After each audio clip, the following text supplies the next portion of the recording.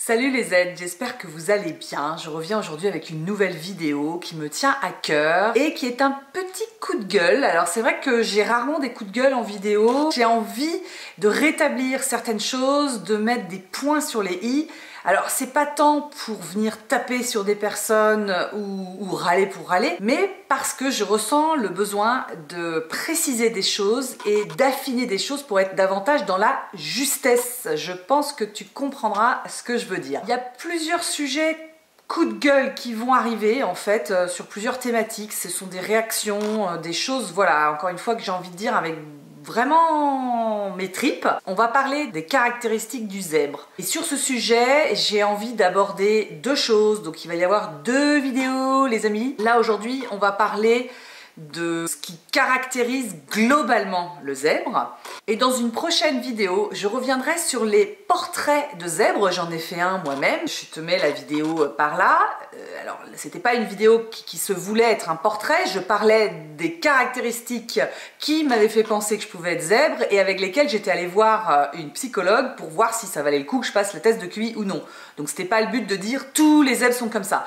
Mais on y reviendra et j'ai envie de me positionner sur certaines choses. Là, on voit pas mal d'arguments émerger sur Internet, notamment sur YouTube, qui viennent remettre en question le profil du HPI et le test de QI et j'ai envie de te répondre. Mais ce n'est pas l'objet encore de cette vidéo. Aujourd'hui, on va aussi parler de ce qui pourrait décrire le zèbre, mais de manière globale. Je t'explique mon petit souci. Dans les dernières vidéos que j'ai pu faire, j'ai abordé des traits qui me concernent et que j'estimais pouvaient être liés à mon fonctionnement HPI, zèbre.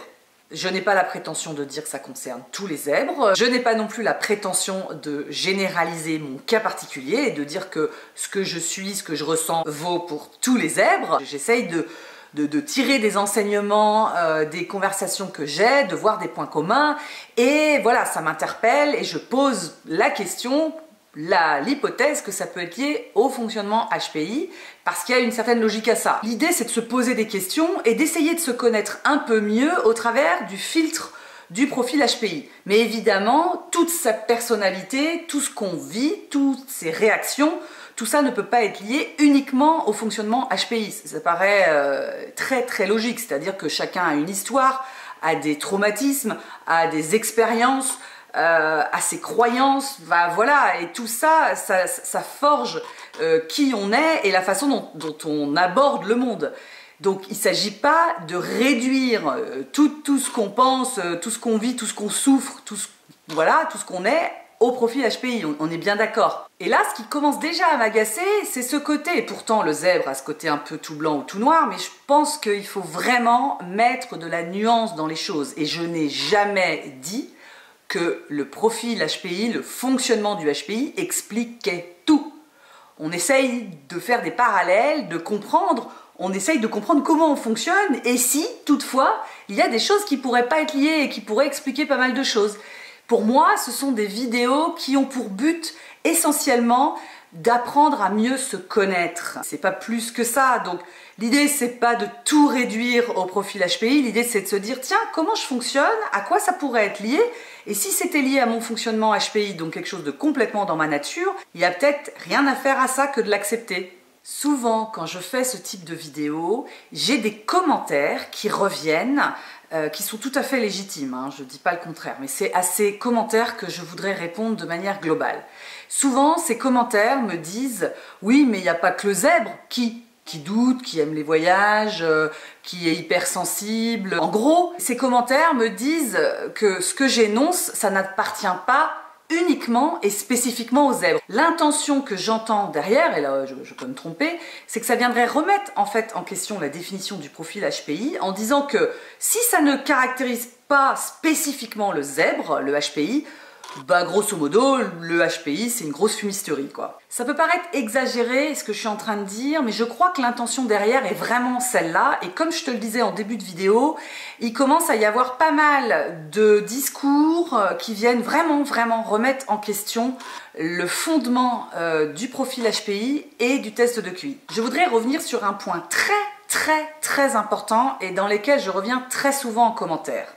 quand je définis des traits caractéristiques qui me semblent appartenir globalement aux zèbres. Déjà, il faut entendre le globalement et qui me semble. Tu vois, la nuance, c'est que, évidemment, on trouvera toujours des exceptions et on va le redire une fois encore ici, il y a autant de personnalités zèbres que de personnes zèbres. On trouvera donc toujours des exceptions, des nuances, et ça me paraît archi logique et plutôt sain. Donc par pitié, prends du recul par rapport aux vidéos que tu regardes, et les miennes comprises. Prends de la distance et prends tes responsabilités pour te dire ça me semble correct, ça me semble exagéré, il y a de la nuance à mettre, c'est un point de vue intéressant que je peux amener dans ma réflexion, mais voilà, tu vois, arrondis tout ça et prends la matière, mais pas au pied de la lettre, au premier degré, avec une sorte d'injonction de c'est comme ça et c'est pas autrement, parce qu'on s'en sortira jamais. Je vais essayer d'en venir maintenant plus précisément à ce que j'ai envie de dire. Dans ces commentaires, quand il est dit oui, mais en fait, finalement, tout le monde doute, non, c'est pas quelque chose de spécifique aux zèbres quand même, il n'y a pas que les zèbres qui doutent, ou il n'y a pas que les zèbres qui sont sensibles, ou il n'y a pas que les zèbres qui, avec cette idée que arrêtez de nous la jouer tout le temps, moi, le zèbre, il n'y a que moi qui doute, il n'y a que moi qui pense, il n'y a que moi qui sait, il n'y a que moi qui souffre, il n'y a que moi qui est sensible. J'ai jamais dit ça. Évidemment, il n'y a pas que le zèbre qui doute, évidemment, il n'y a pas que le zèbre qui est sensible, évidemment, il n'y a pas que le zèbre qui a des flots de pensée, évidemment, il n'y a pas que le zèbre qui fait des connexions. Tout ça, on est d'accord. Ce qu'il faut que tu comprennes et ce que j'ai envie de te dire, c'est que dans le profil d'un zèbre, ce qui importe, c'est pas tant les caractéristiques, c'est pas tant la liste potentielle des traits de caractère dans lesquels tu peux te retrouver qui est intéressante, c'est l'intensité de ces caractéristiques. C'est ça qui fait vraiment la différence du fonctionnement HPI. C'est pas qu'il soit sensible, c'est qu'il est hyper sensible. Tu entends la nuance, elle est quand même capitale. Il est hyper sensible. Et hyper, ça veut dire un fonctionnement dans l'intensité plus. De la même manière, le zèbre doute comme tout le monde. Mais chez le zèbre, c'est puissance maximale. Il doute fortement tout le temps sur tout et ça l'épuise, ça le rend malade. C'est pas parce qu'on est en face de deux pulls et j'hésite entre prendre le jaune et le vert. Non, le zèbre, même quand il aura choisi la couleur du pull dont il a envie, une fois arrivé chez lui, il remettra en cause encore sa décision. Il retournera peut-être dans le magasin changer et encore une fois, il saura toujours pas s'il a pris la bonne décision. Il sera encore en train de douter. Ce qui est important de comprendre, c'est le mode intensité. C'est vraiment ça qui est important. Tout le monde peut se retrouver dans les traits de caractéristiques parce qu'évidemment, il y a plein de gens qui sont sensibles et tout le monde doute. Enfin, je veux dire, personne ne peut se dire « Ah bon, moi je ne doute jamais ». Ça fait partie de l'être humain, de la nature humaine.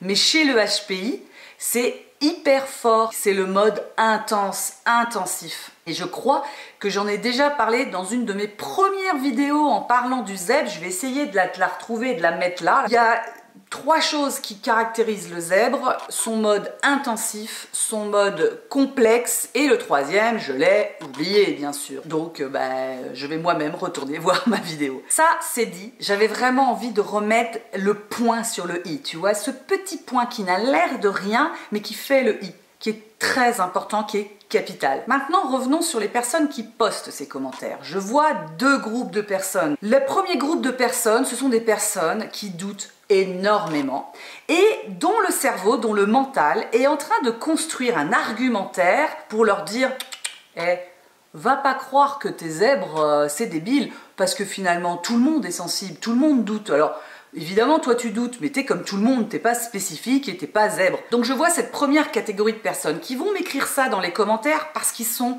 en méga doute et qui sont en train de construire des arguments, des pseudo-arguments logiques pour se convaincre qu'ils ne sont pas zèbres, que c'est n'importe quoi, qu'ils sont en train de délirer. C'est tout ce cheminement avant d'aller passer un test de QI dont j'ai parlé dans ma dernière vidéo et qui finalement fait un pas en avant, 3 pas en arrière et où on se dit « Ok, ça me ressemble, je me retrouve, mais c'est pas possible quoi, tout le monde est comme ça, ma meilleure amie est comme ça, mon voisin est comme ça, tout le monde est comme ça, donc c'est pas propre à moi, donc qu'est-ce qui me ferait dire que je suis HPI ?» Pour ce groupe de personnes, cet argument va venir renforcer leur croyance qu'ils ne sont pas zèbres. Finalement, leur réalité va se construire par rapport à ce qu'ils disent, à ce qu'ils pensent, Et comme ils pensent qu'ils ne le sont pas, dès qu'ils vont trouver un argument qui va venir dans le sens de leur croyance, eh bien c'est un argument de plus, ça renforce la croyance. Et du coup, comme ça la renforce, je vais encore plus aller chercher des arguments qui vont dans son sens. C'est un biais en fait qui est très connu, que j'ai pu voir d'ailleurs aussi en PNL, mais que les coachs voient aussi sur le système de croyance, qui est assez pernicieux parce qu'un système de croyance, il est à la base déjà très fort. Et en général, comme c'est un système de croyance, il va venir filtrer les informations qu'on reçoit. C'est-à-dire que des arguments qui seraient en dehors du système de croyance, notre cerveau les éjecte et il va plutôt retenir, il va porter de l'intention sur ce qui va être dans son système et qui va renforcer ce système de croyance. Le deuxième groupe que je vois derrière ces commentaires, parce que c'est pas le premier groupe qui me pose réellement souci, tu comprends ce que je veux dire, c'est archi normal, c'est logique, c'est humain, ça fait partie du cheminement en fait vers soi-même. Le deuxième groupe me pose plus souci parce que c'est un groupe qui va être critique et qui va chercher à remettre en question le fonctionnement HPI parce que soit il n'en fait pas partie et quelque part ça l'enquiquine que quelqu'un vienne lui dire qu'il est HPI alors qu'il ne l'est pas, lui, je veux dire, et puis qu'il entende un peu quelque part derrière que c'est une façon de se vanter, d'être plus intelligent, d'être au-dessus des autres, ce dont on sait très bien le zèbre n'est pas capable de dire ou de faire, mais bon, voilà, on en a déjà parlé là aussi. Et ces personnes-là, au lieu de se remettre en question, c'est-à-dire au lieu de se dire comment je peux grandir, comment je peux évoluer, comment je peux mieux me connaître, ce qui demande une remise en question finalement de soi, ce qui demande de se regarder dans la glace avec sincérité, avec bienveillance, mais avec une forme d'honnêteté vis-à-vis de soi-même. Donc au lieu de se remettre en question dans ses comportements pour évoluer, eh ben, c'est toujours plus facile d'aller taper sur les autres, d'aller taper sur des bourreaux, sur des boucs émissaires qui viennent en fait vous gâcher la vie parce qu'ils vous renvoient quelque chose que vous n'avez pas envie de travailler. Et donc ces personnes-là, pour moi, elles ont une attitude de venir casser en fait les autres dans ce qu'elles pensent qui serait positif ou supérieur à eux. Et ces personnes entendent derrière le HPI ou derrière le zèbre le haut quotient intellectuel. C'est ça aussi qui pose problème, c'est-à-dire le côté « ouais, t'es en train de me dire que t'es plus intelligent que moi ». Sachant que la plupart du temps, ça n'intéresse pas le zèbre, cette forme de compétition ou de verbalisation de son fonctionnement. On s'en fout en fait, parce que ça n'explique rien de dire qu'on est plus intelligent ou moins intelligent, ça n'explique pas qui je suis, comment je fonctionne, mes difficultés de relation aux autres. Généralement, le zèbre, ça ne l'intéresse pas. Et généralement, le zèbre est même contre le concept d'intelligence qui est induit dans le mot quotient intellectuel. Souvent, le zèbre va rejeter ce truc. C'est aussi ce qui va lui faire douter d'aller passer les tests de QI, parce qu'il faut qu'il admette cette notion de QI qui est très compliquée à admettre pour lui, parce que c'est pas sa définition de l'intelligence. Je ferme la parenthèse. Pour certaines personnes, elles entendent ça. Surdoué, ah ouais, tu te la pètes, t'es en train de dire que t'es plus intelligent que moi, que t'es au-dessus de moi, que tu sais mieux que moi, enfin voilà. Et donc je viens un peu te dire que c'est débile, c'est n'importe quoi, parce que tout le monde doute, tout le monde est sensible, donc arrête de venir me raconter des conneries avec ton histoire de haut potentiel intellectuel, ça n'existe pas, et t'es normal comme moi, quoi, t'es au même niveau que moi. En fait, il y a un petit peu ce discours-là derrière.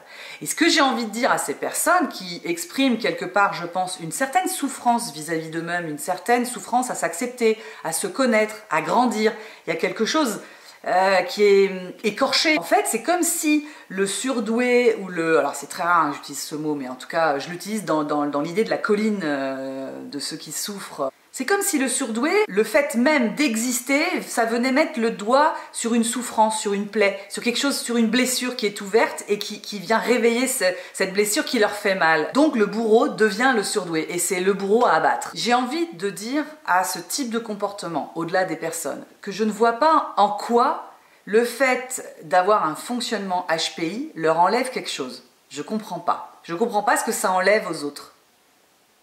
Ça leur enlève rien à qui ils sont, à leur valeur, à leur qualité, à leur intelligence, à leur subtilité, à leur humour, à leur perspicacité, je sais pas, ça ne leur enlève rien qu'une personne en face leur dise « moi j'ai un fonctionnement HPI ». Qu'est-ce que ça peut faire? C'est pas une compétition, on n'est pas en train de dire « je suis mieux que toi et t'es moins bien que moi ». Qu'est-ce que ça leur enlève fondamentalement? Si je dis que les zèbres, généralement, sont hypersensibles, donc d'accord, on est d'accord, c'est pas seulement sensible, c'est hypersensible.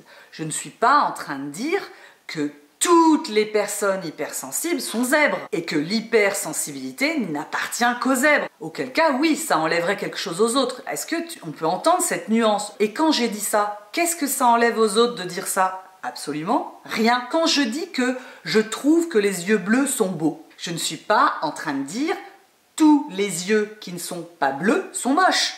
Tu comprends la nuance quand même, enfin elle est capitale. Je peux continuer à affirmer que je trouve que tous les yeux bleus sont beaux.